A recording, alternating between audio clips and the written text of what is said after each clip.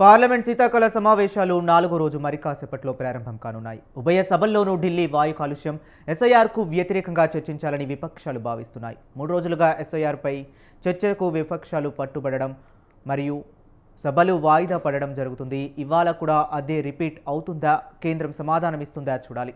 కాసేపట్లో ఇండి కూటమి నేతలు సమావేశం కానున్నారు. పార్లమెంట్లో అనుసరించాల్సిన వ్యూహంపై చర్చించనున్నారు.